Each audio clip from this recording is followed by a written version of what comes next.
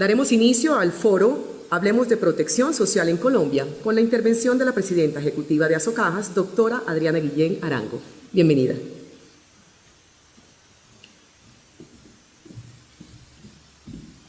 Gracias, María Fernanda. Señora Alicia Arango, ministra del Trabajo. Señor Ernesto Herrera, presidente de la Junta Directiva de Asocajas. Señores directores administrativos de las cajas de compensación familiar. Señores consejeros de los consejos directivos de las cajas de compensación familiar, tanto representantes de los trabajadores como de los empresarios.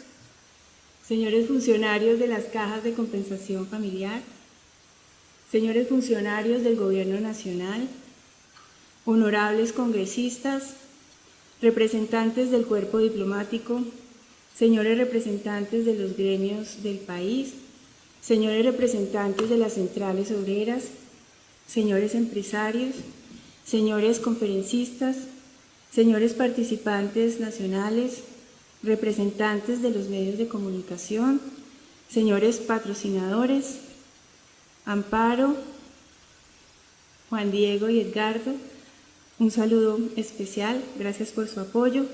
Señoras y señores, nuestro moderador Juan Lozano.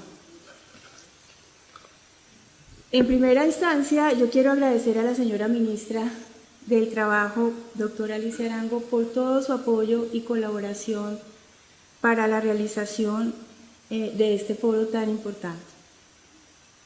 Ministra, hemos encontrado en usted una interlocutora seria, directa, informada, que quiere y respeta este sistema, que quiere lo mejor para los trabajadores y para el desarrollo empresarial.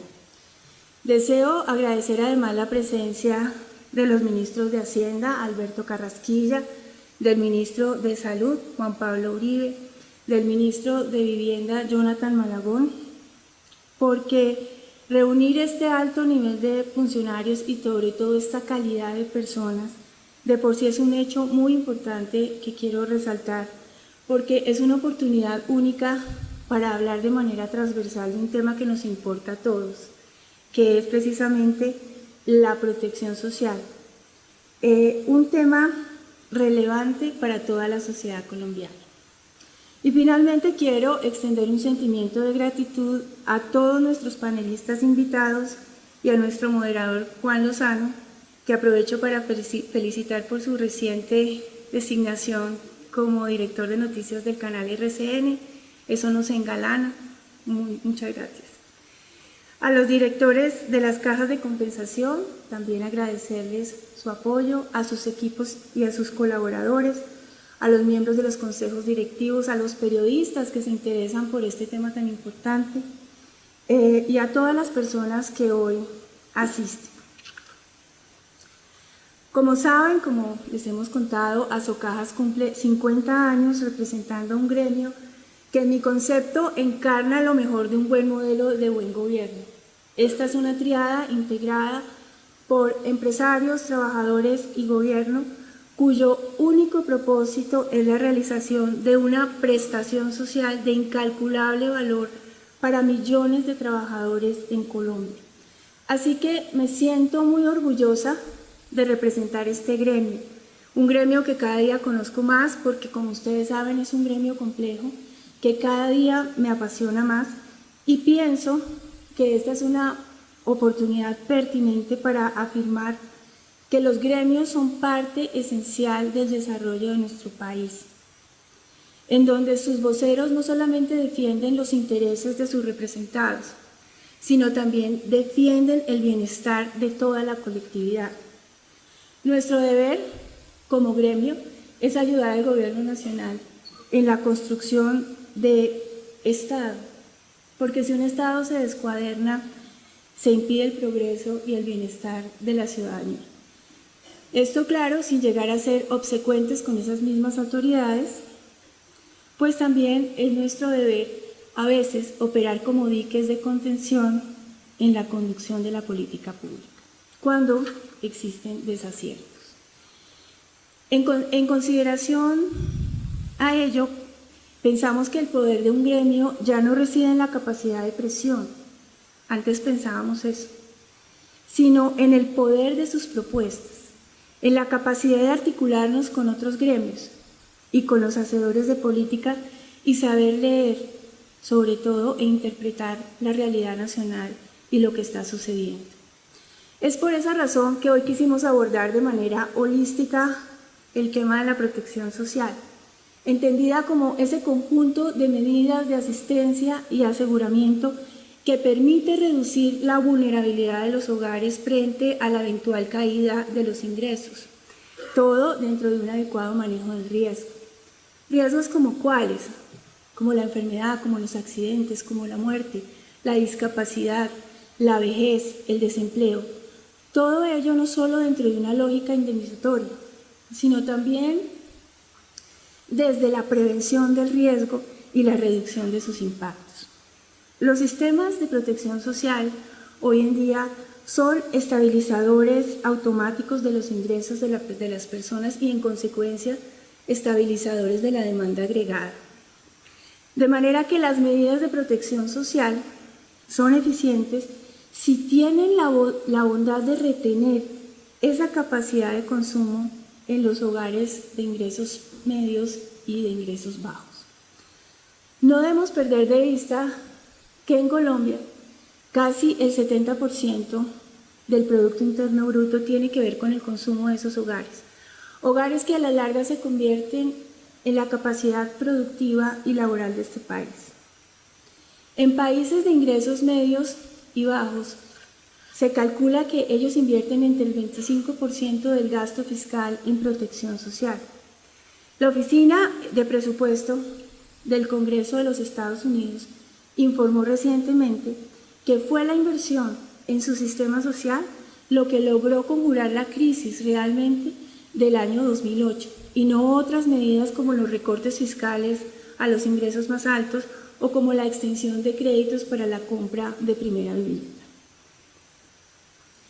Este es solo un ejemplo de que los países que cuentan con sistemas de protección social robustos son los que son capaces de mitigar las crisis de forma más eficaz, pues tienen la posibilidad de reaccionar de manera inmediata para sostener la clase media y la demanda agregada. Por eso, el objetivo de hoy es evidenciar que la protección social, señores, no es un tema blando, es un tema que debe ser priorizado, es un tema que debe ser principal por los hacedores de la política pública, y agregaría además que es un tema que debe manejarse de manera integral y de manera transversal.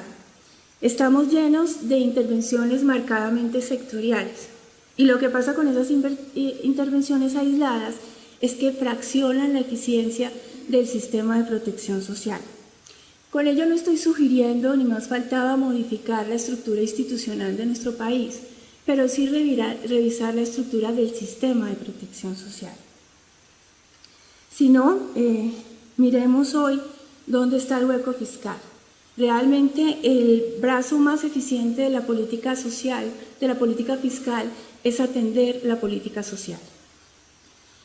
Para abordar nuestro foro de hoy, queremos poner sobre la mesa dos temas que en mi concepto impactan de manera frontal no solamente a las cajas de compensación familiar, sino a todos los subsistemas que están cobijados por la sombrilla de la protección social. Primero, ¿realmente es la formalidad laboral la única vía de protección? ¿Qué pasa con modalidades de trabajo atípico? Y segundo, ¿cómo lograr la inclusión productiva y la inclusión social en un contexto en el cual nos enfrentamos a nuevas formas de trabajo que no están estandarizadas, que no podemos situar en nuestra estructura rígida de mercado laboral?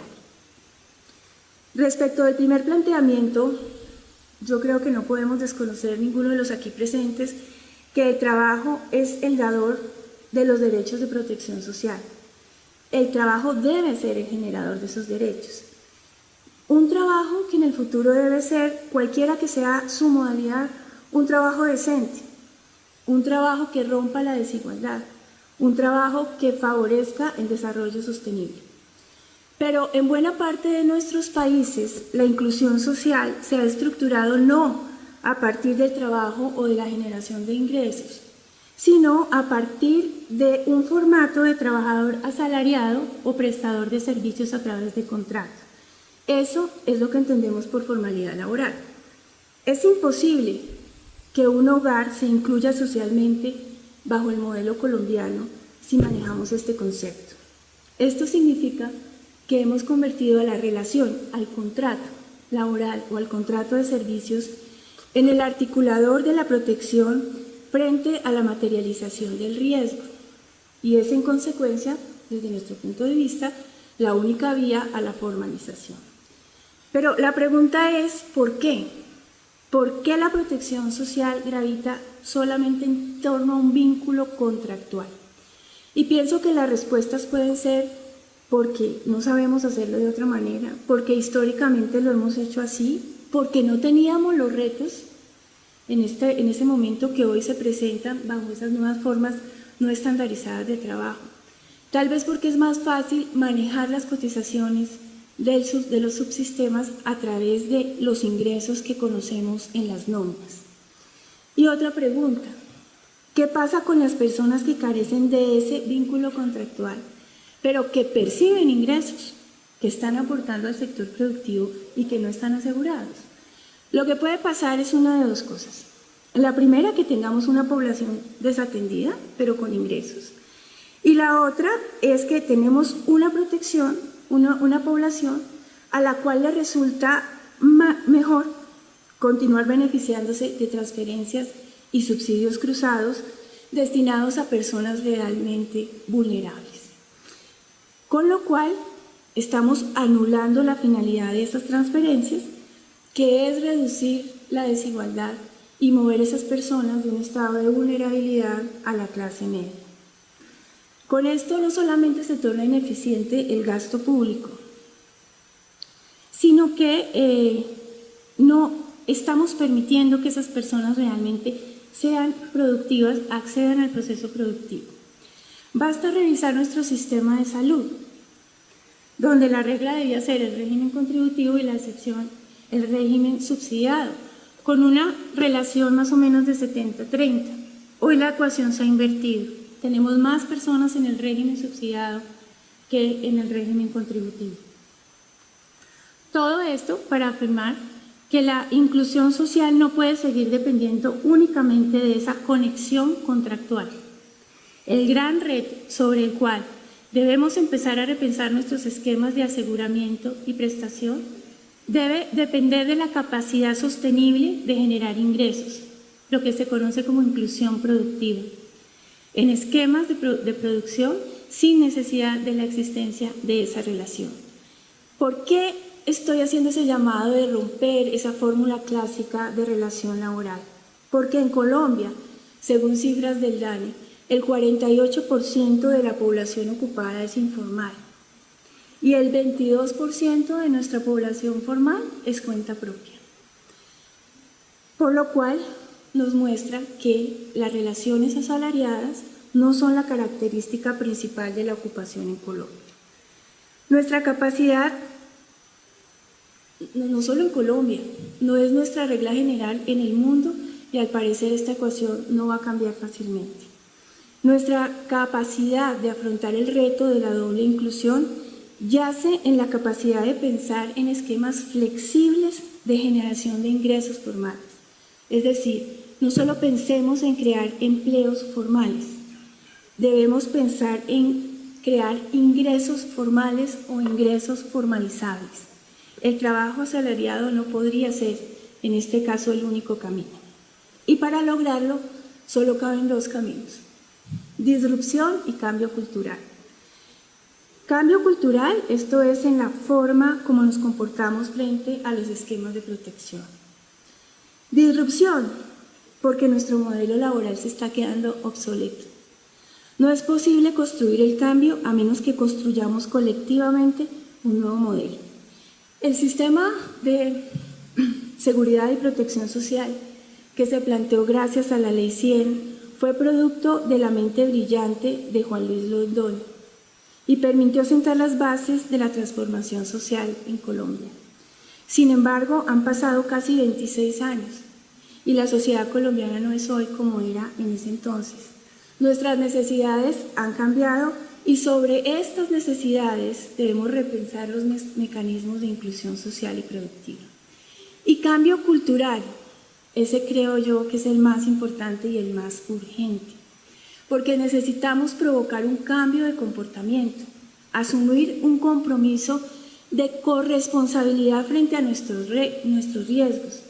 ¿Qué tal si dejamos de sacar las cesantías cada año para remodelar la misma cocina cada año? Pensar que las necesidades de la vejez son cosa lejana y ya veremos. ¿Cuántos viejitos de hoy pensaron así y hoy están contratando abogados para mejorar sus pensiones? Y ni tan viejitos. Porque solamente corremos a asegurarnos cuando nos estrellan. ¿Por qué dejamos de afiliar a nuestras empleadas del servicio doméstico para que no pierdan los beneficios del Sisbén? Debemos aprender que tenemos derechos, muchos derechos, pero también tenemos deberes. Y ajustar esos aportes en proporción a los ingresos, focalizando a su turno el gasto público para buscar eficiencias. Es natural que hablar de inclusión productiva sea algo que nos desubica, porque pues no estamos acostumbrados a hablar de ese tema. Las relaciones laborales están en constante cambio y las formas de generar ingresos también. Y aquí viene el segundo planteamiento. ¿Cómo lograr inclusión productiva e inclusión social en un contexto en el cual nos enfrentamos a nuevas formas de trabajo no estandarizado? Trabajos que no podemos situar hoy en día en nuestra normatividad laboral. Estamos parados frente a nuevas modalidades de empleo, autoempleo, uso de plataformas digitales. Trabajamos desde la casa, trabajamos desde cualquier parte del mundo, a cualquier hora, por producto. Y esas relaciones sí que son atípicas. ¿Qué hacer? Es momento para generar nuevas políticas sociales, nuevos esquemas fiscales, nuevos modelos educativos, porque necesitamos mover el centro de la protección social fuera de esquemas rígidos. Nosotros podemos dar dos miradas a lo que está ocurriendo frente a la revolución tecnológica. Una pesimista y una positiva. Creo que la pesimista no la he dicho también, pero no importa. Esta es la pesimista. La positiva, recordar que no ha habido ninguna etapa en la historia que no se haya planteado esta paradoja. Esta es la cuarta revolución industrial. Hemos pasado por 3 revoluciones industriales y las 3 nos han planteado la misma paradoja. Cuando se iba a aprobar, a patentar la máquina de coser en el Reino Unido, y esto lo oí en una conferencia de Marta Novick, la reina Isabel se opuso a la patente porque pensó que de esa manera se iban a perder muchos puestos de trabajo. Y al final, ¿qué sucedió? Que los trabajadores, mujeres y hombres de ese entonces, tuvieron que mejorar sus habilidades y aprender a manejar la máquina de coser. Y así ha sucedido con todos los adelantos técnicos y científicos. ¿Dónde radica el reto?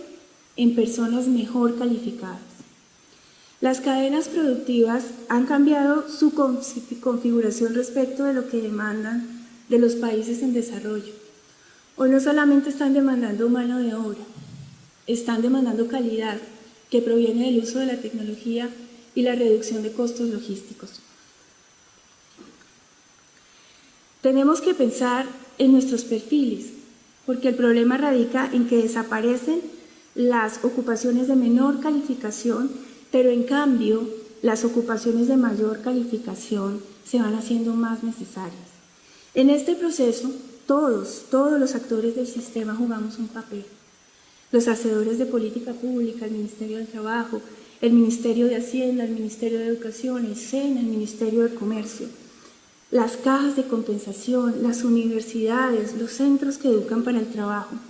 La tecnología ya está aquí, pero lo que varía es la velocidad a la cual esa tecnología se implementa. Depende de la capacidad de los estados, depende de la capacidad de las empresas.